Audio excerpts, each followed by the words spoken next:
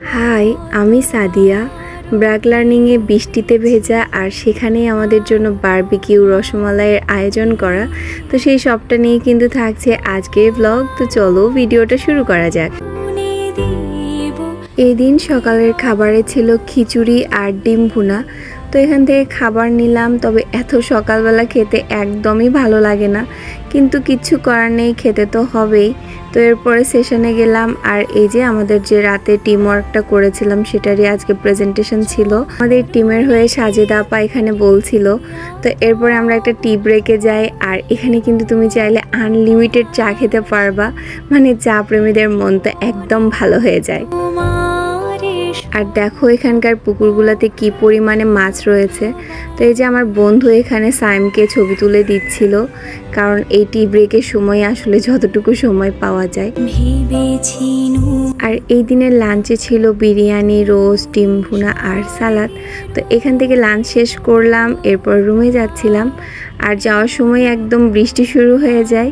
তো আমার তো বৃষ্টি ভীষণ পছন্দ, যার কারণে আমি ভিজে ভিজেই যাচ্ছিলাম।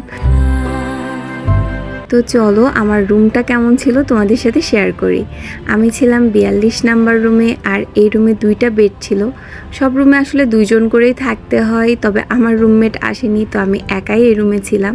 তো মিরর ছিল, টেবিল ছিল, এছাড়াও যা প্রয়োজনীয় লাগে সব কিছুই ছিল। এই পাশে হচ্ছে একটা আলমারি ছিল, আর এই আলমারির মধ্যেই তারা আমাদের প্রয়োজনীয় কাঁথা, এছাড়াও রুমে পরার জন্য স্যান্ডেল সব কিছুই রেখে দেয়। আর সাথে ছিল একটা অ্যাটাচড বাথরুম। আর আমাদের কটেজটা কিন্তু দোতলা ছিল, তবে আমার রুমটা কিন্তু নিচেই ছিল। তো এরপরে আমি সেশনে গেলাম, এখানে চৈতিতি সেশন নিচ্ছিল। এরপরে আমাদেরকে আবারও টি ব্রেক দেওয়া হয়, আর এখানে ছিল বিস্কিট আর অবশ্যই চা।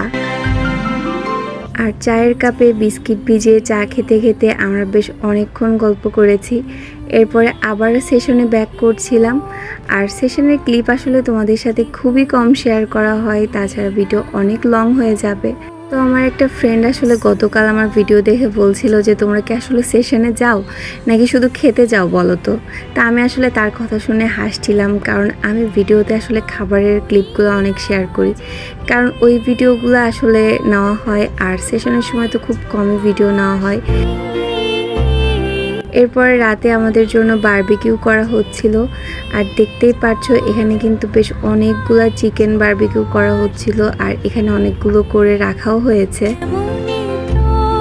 আর কুমিল্লা বিএলসিতে এই ছানাপোনাটা রয়েছে, যার সাথে আসলে সবারই খুব ভালো ভাব জমছিল। তো রাতে আমাদের জন্য আসলে রসমালাইও রাখা হয়েছিল, কারণ আমরা কুমিল্লাতে এসেছি, রসমালাই খেতে না দিলে আসলে খুবই অন্যায় হয়ে যেত। আর এই যে সবাই কিন্তু অলরেডি বসে পড়েছে বারবিকিউ খাওয়ার জন্য। আর এখানে ছিল চিকেন বারবিকিউ, পরোটা আর সালাদ। তো বারবিকিউটা বেশ ভালোভাবে হয়েছে, খেতেও বেশ ভালো লাগছিল। আর রসমালাইটা তো অনেক মজার ছিল, যেহেতু কুমিল্লার স্পেশাল একটা রসমালাই। তো এরপরে আমি বাগানে গিয়ে অনেকক্ষণ দোলনায় দোল খেয়েছি। তো আজকের ভিডিওটা এ পর্যন্তই ছিল। সবাই ভালো থাকো, আল্লাহ হাফেজ।